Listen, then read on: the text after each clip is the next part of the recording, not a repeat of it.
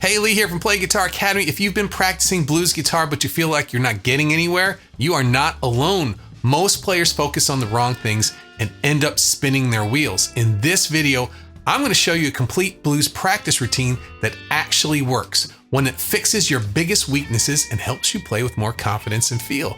If you want to stop guessing and start improving, stick around. I guarantee this will change the way that you practice blues guitar. But before we get started, to get the most out of these lessons, don't forget to grab my free email course. It's Blues Solo Breakthrough, 6 Steps to Confident Killer Solos. It's packed with tips and strategies to help you play with confidence and make every note count. Number 1, we're going to start warming up, but we're going to do it a little bit differently. Most guitar players warm up with technique exercises or spider X, all those different things. But why not use this to your advantage instead of just going through the motions? This is going to be a lot of fun, and it's going to show you how to warm up while also working on the things that will help you get better in the first 10 minutes of your exercises. We're not going to do mindless scales. We're not going to do mindless patterns. We're going to instead practice slow, controlled bending that actually improves your phrasing. So we'll pick one, slide up to the 8th fret, slide back to the 6th fret, and then we'll play the 3rd fret, the root note. Now what we're going to try and do is bend the notes to mirror what we just played. So first this is the slide, and then the bend. See where we're going with this. Now we're going to do that on the next string. So we'll start at the 6th fret as well on the B string, slide up to the 8th and back to the 6th. Now on the G string, we're going to start at the 5th fret, slide up to the 7th, and then bend. Same with the D string, and then bend. Same with the A string. And then finally on the low E string, we're going to go back to the 6th fret. So all together.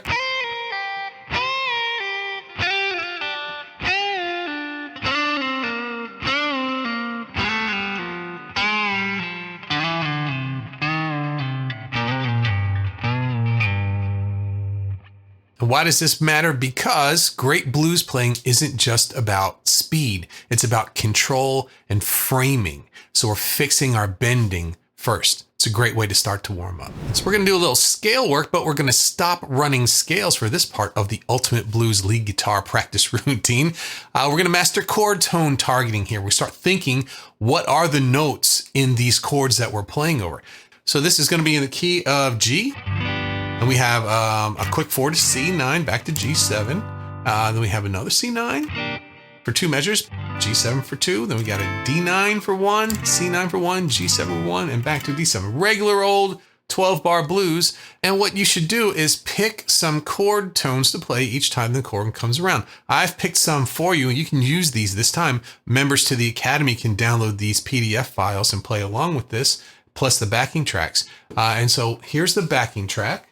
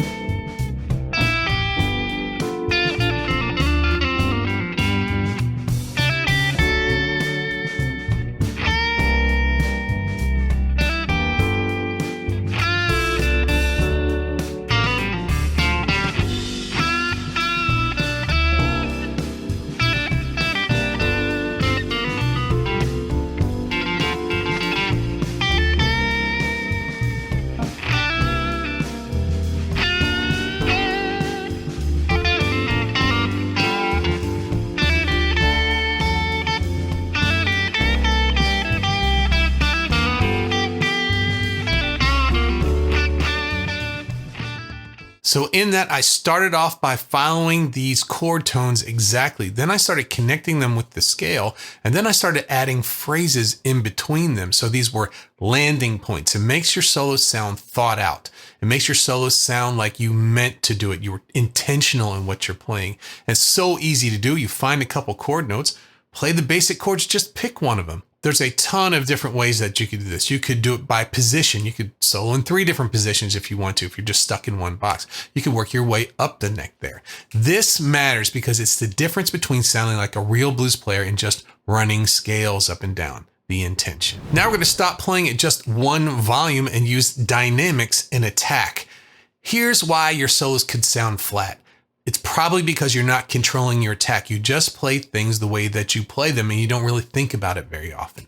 Take one lick and play it 3 ways. This is always good. It feels different when you play a lick softly or normally or as an aggressive lick. Listen to how different it sounds as I do this across the 12-bar blues.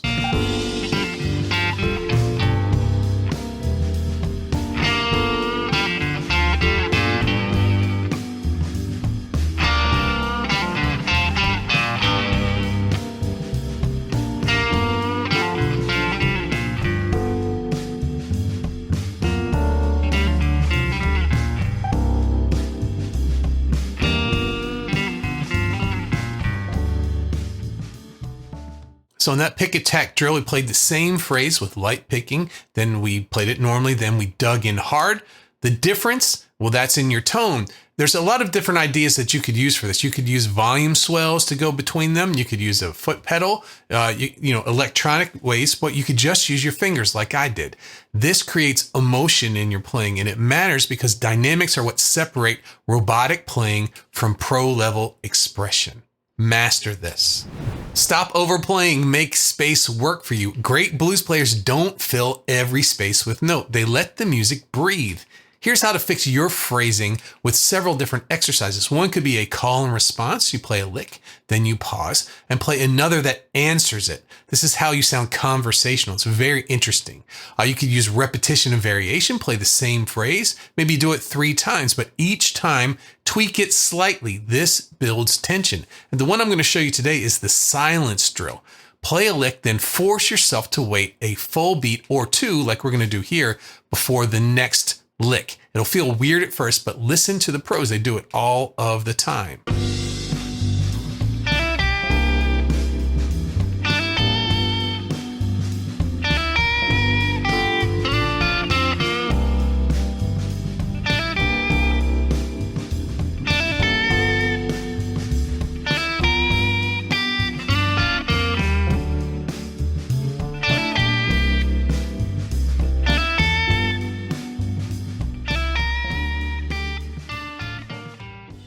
That sounded nice, and why it matters is it's not really about how many notes that you play, it's about the ones that you don't play, right? Opening up some space, letting it breathe. Sounds awesome.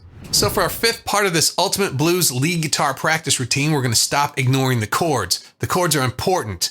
We need to master our rhythm and our progressions. It's not just about soloing. It's about locking into the groove. And if your chord work is sloppy, your solos aren't going to sit right on top of them. There's a lot of different exercises you could work on this. You could work on dynamic strumming, doing accents, doing heavy hits, muted strums, mastering the 12-bar blues in multiple positions on the neck. There's a lot of different things that you could do. Today, we're going to start learning to play these basic chords all over the neck, not just staying in one place. Let's take a look at what we've got here. So we're going to see how many of these G7s we can play in one measure by using quarter notes. We'll use our regular old G7 in open position. This is one that looks like a C that's been exploded out. We have our first finger on the first fret of the high E, second finger on the second fret of the A string, and third finger on the third fret of the low E string. That's great for the first one, but now we're going up to our regular old G7 blues. This is an E7 shape where you use your first finger across, second on the G string 4th fret, and third on the A string 5th fret.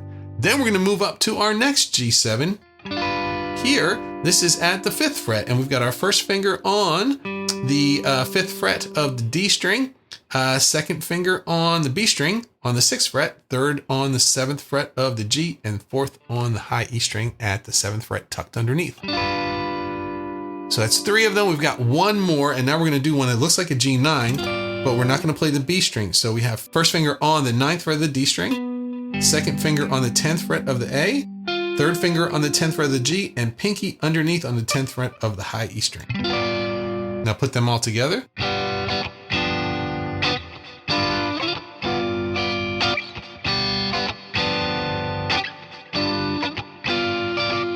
That would be cool in any song. Just going up in the different patterns, it gives different feelings. Now we'll do that for our C7th chord. We're going to start at the 1st fret.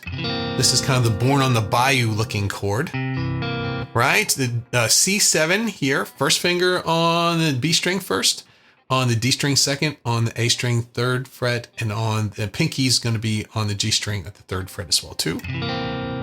And then we're going to move up to our A7 shape. First finger barred at the 3rd fret, 3rd finger and the 4th finger on the 5th fret on the D and the B strings. And then we're going to move up to our Stevie Ray Vaughan 7th, which is first finger barred at the 5th on the top 4 strings, and then second finger on the 6th fret on the high string. And then finally, we're going to end with our C7 bar chord, a regular E-shaped bar chord. That's 8th across, 9th fret with the 2nd finger, and then on the G string, and 3rd finger at the 10th fret on the A string.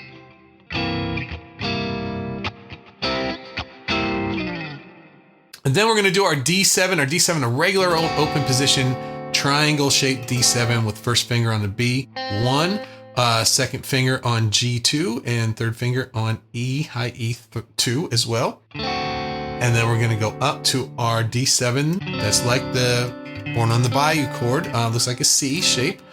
1 on the B, 3rd fret, 2nd on the D, 4th fret, 3rd on the A, 5th fret, and pinky tucked underneath on the G string at the 5th fret. And then we'll go to our A7 shape here. First finger across at the 5th fret, and then our 3rd finger is on the D string 7th, and pinky's tucked underneath on the 7th as well on the B. And then we will finally end up with the Stevie Ray Vaughan style, barring at the 7th fret and putting our second finger in the 8th on the high E string. So putting them all together.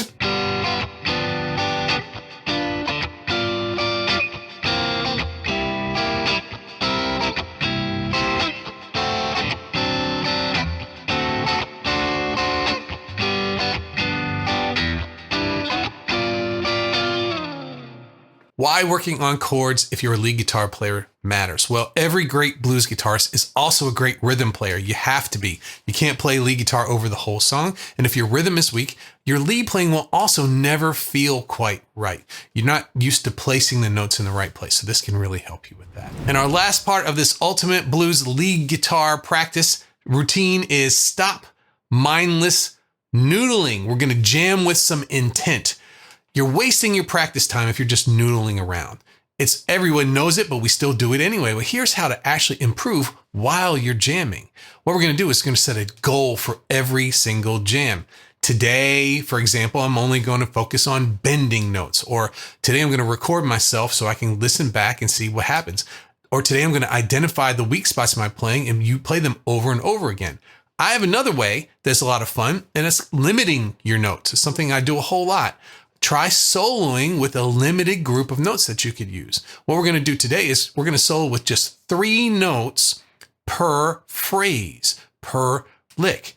This forces you to phrase better. Only 3 notes for that lick. Now you can choose other ones when you go to the next lick, and you can use the same ones over and over again in the same lick. But what it does is it takes that feeling of, I don't know what to do. I've got so much that I can use, and it makes you, I got to make music with this little bit of stuff I've got. It's got to be good. So let's take a look. So for the first lick, I'm going to use this 5th fret, 3rd fret, and then the 5th fret again.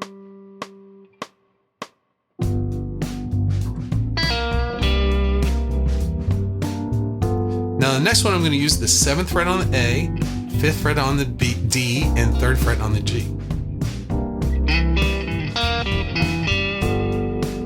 Nice little licks. They sound really good together.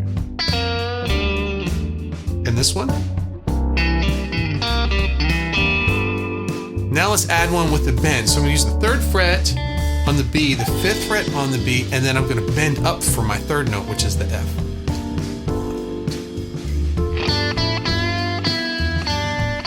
Back to the first one. Second one.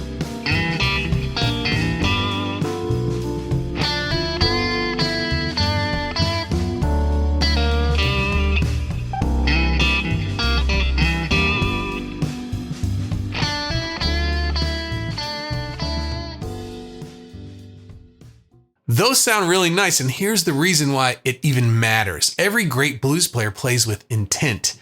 If you don't know what notes you're going to use, if you don't know what you're working on, you're just going to be spinning your wheels and hoping for the best. So we're going to try these little groups of little decisions that we've made. I'm going to do 3 notes here, and these 3 notes here, and these 3 notes here, and it's easier to make music out of it than have to worry about the entire fretboard every time you play. So try this full 1-hour blues ultimate practice session. Let me know what changed in your playing.